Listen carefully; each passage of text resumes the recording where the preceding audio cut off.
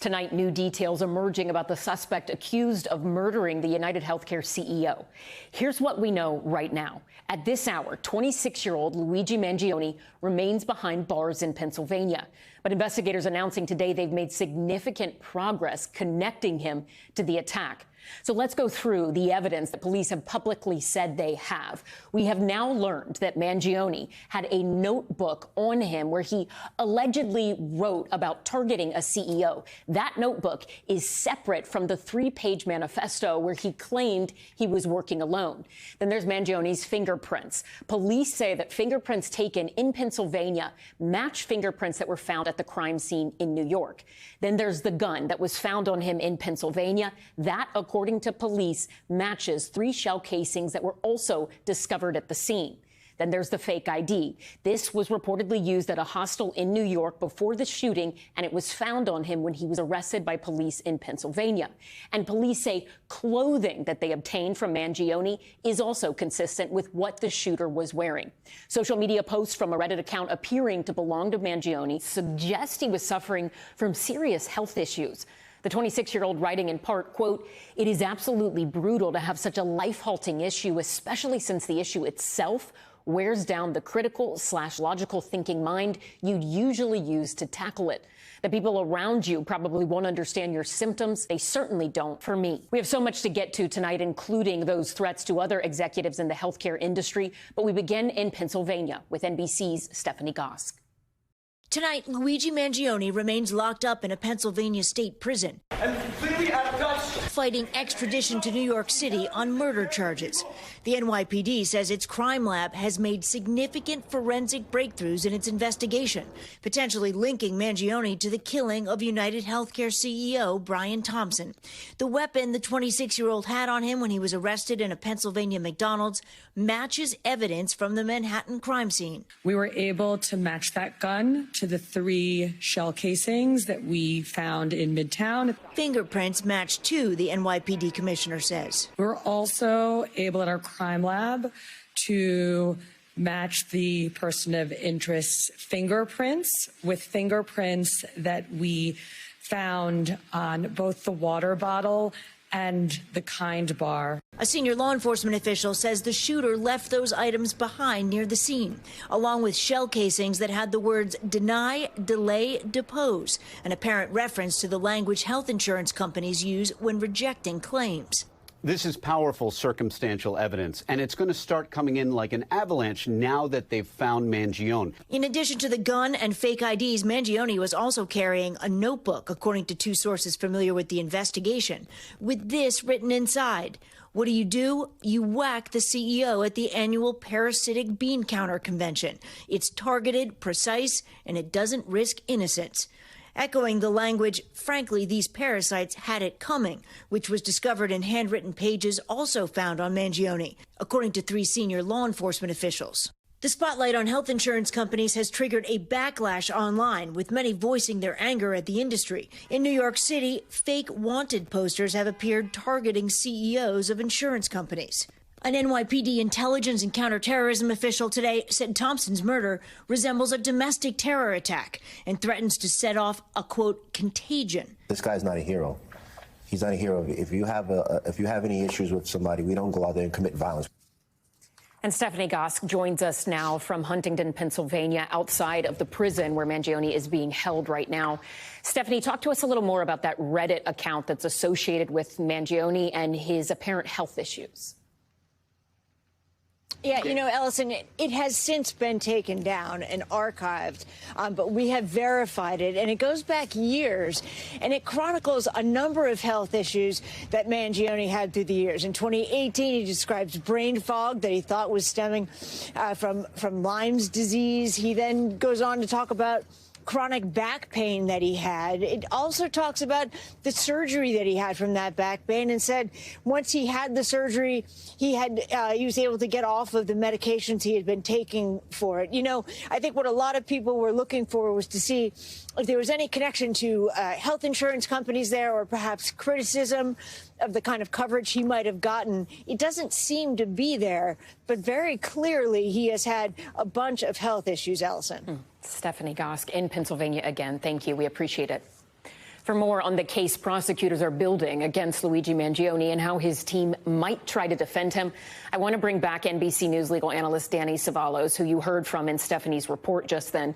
Danny, thanks so much for being with us again. I kind of want to set this up as if you were the defense attorney representing Luigi Mangione. You're not associated with the case. You know what we know, but you are a defense attorney yourself. And I'm curious, when you look at what we know, Mangione's legal team seems to be facing a mounting pile of evidence, from the weapon they say was found on Mangione that ties back to the crime scene here in New York, to the fingerprints they say that now match items, a water bottle and a food wrapper that was found near the scene in New York, as well as the fake ID that he actually gave to police in Pennsylvania.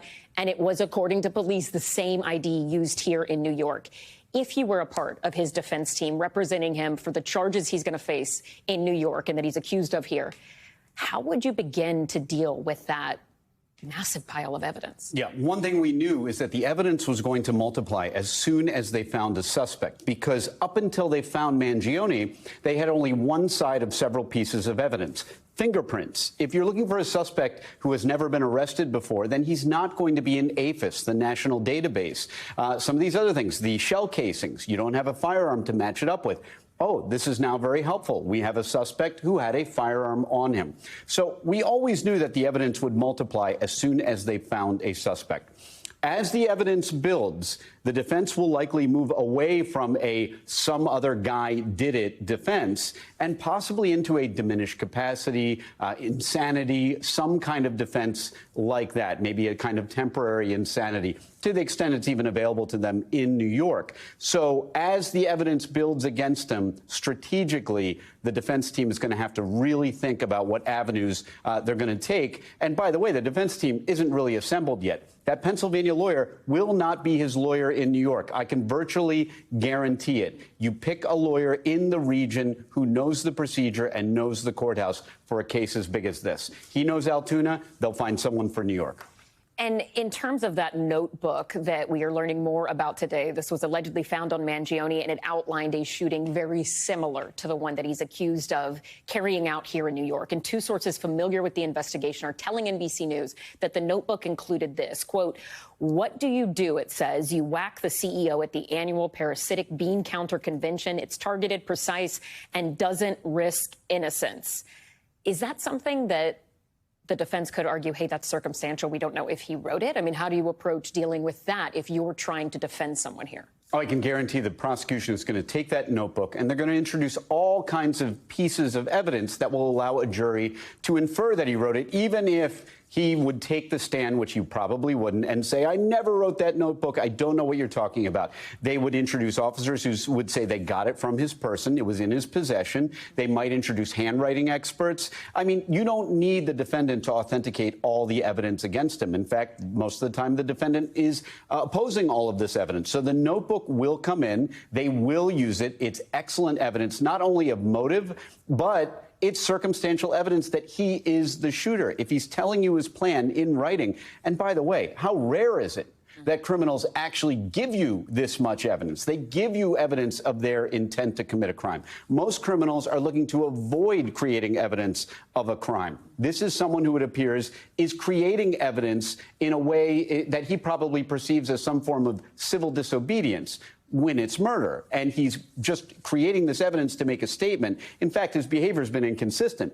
He's fleeing on one hand, but also creating all of this evidence to say, if you're reading this, essentially, I've been caught and this is why I did it. So all of that stuff is going to be helpful to prosecutors as circumstantial evidence. And then they have direct evidence really in the form of videos and maybe even witnesses who saw him throughout this entire saga. You mentioned some of the inconsistent behavior. There was also that outburst outside of the courthouse yesterday. And according to our team who was inside of the courtroom, he had a very different demeanor once inside. When you look at that outburst and the behavior inside, is that something that his defense team could point to say, see, something is going on here, and maybe go to, as you suggested earlier, some sort of insanity defense? Sure, but I mean, insanity as a defense has fallen out of favor since the 70s. And in fact, it's a very risky proposition, because in order to plead the insanity defense, you have to admit to the conduct and say, yes, I did it, but here's some more information. I have a medical issue. And then you need medical experts. And believe me, the prosecution has plenty of their own medical experts. So it's a gambit. It's rarely used now. And in fact, it is a huge risk because you're essentially admitting to everything and hoping that the jury finds that there was something wrong with you in terms of mental illness so that this can be excused. And I got to tell you, ever since a number of high-profile shootings in the 70s, the insanity defense is not very popular. You mentioned something about the question of whether or not he would take the stand and how that would be unlikely. I imagine a defense team would say, hey, we don't think you should do this. But if you look at someone who on paper is seemingly writing and wanting to talk about what he did and why, can he say, I'm taking the stand anyway? A defendant has an absolute constitutional right to take the stand, no matter how many times his defense attorney tells him not to do it. But I'm gonna make a prediction here.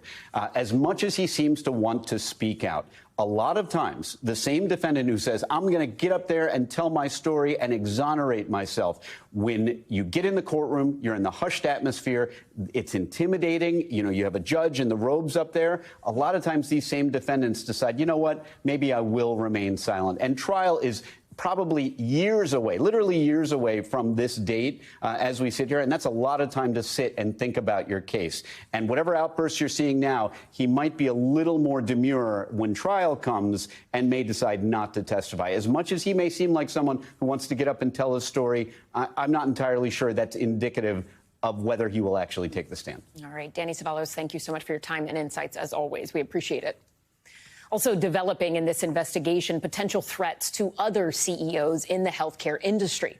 Wanted posters displayed in New York City today appear to show photos of Brian Thompson and other major healthcare executives, accompanied with threatening language. For more on this, I want to bring in retired NYPD Lieutenant Darren Porcher.